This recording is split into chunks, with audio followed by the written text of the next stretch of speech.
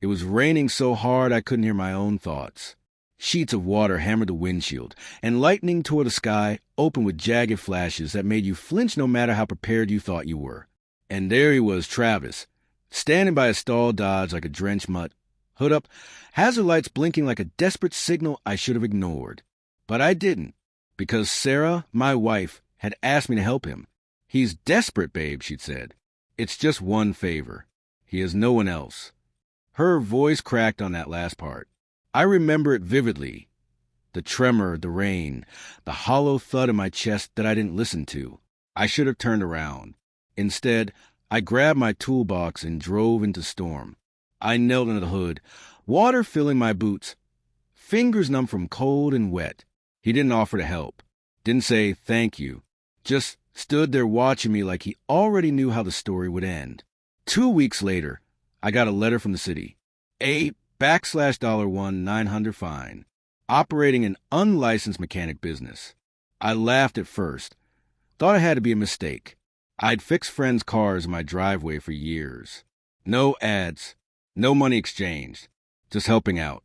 But this complaint? It was surgical. Specific. Detailed.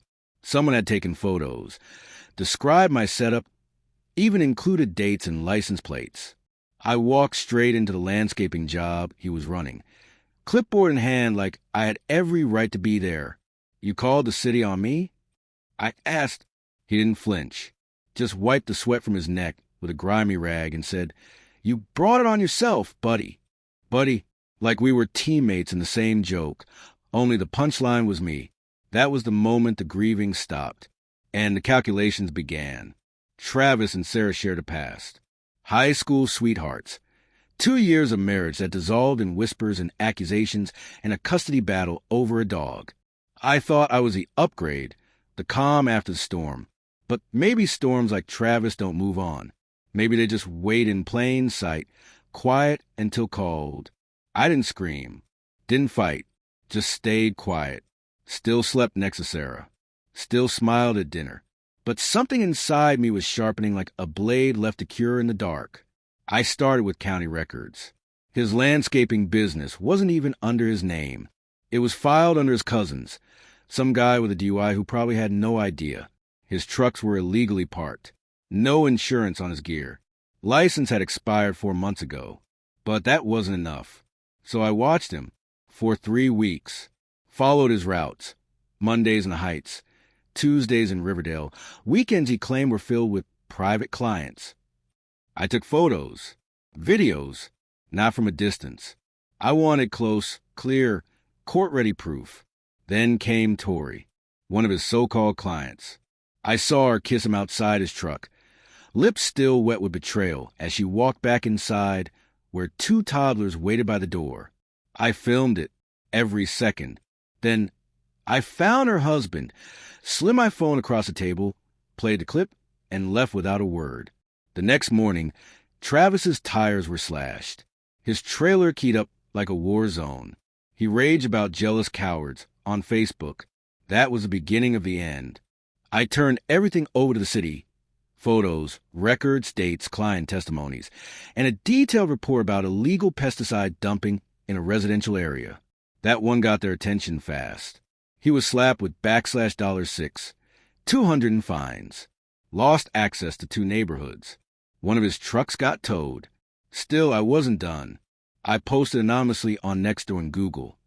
"Do not hire Travis M. Unlicensed, uninsured, damage our property without compensation." I attached screenshots of documents. His phone stopped ringing. Then came the final strike. His cousin, the guy whose name was on all the paperwork, got served. A retired couple was suing for damages to their underground sprinkler system. I had watched Travis break it, caught it on camera, and made sure it ended up in the right hands. The cousin called him screaming. I heard the voicemails. "You used my name, bro. I'm getting sued because of you. You're done." That night, Travis showed up at my door again. No rain this time.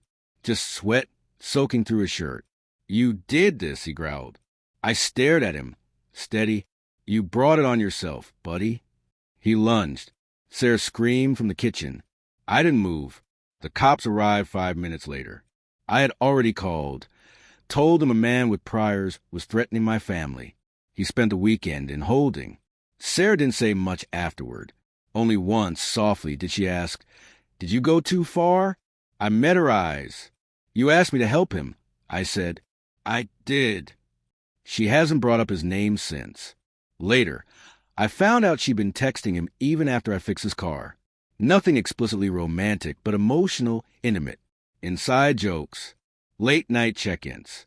The kind of closeness you don't share with an ex unless you're holding on to something.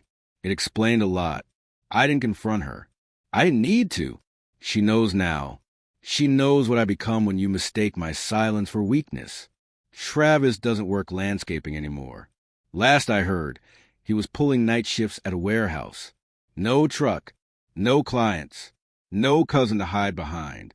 I saw him last week, hunched at a gas station, pumping regular into a dented rental. He looked smaller, eyes hollow. He didn't see me, but I smiled.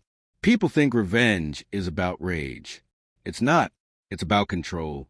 It's about reclaiming the moment they stole and making them watch as you burn down the comfort they thought would always be theirs. Travis wanted a storm, so I became the flood.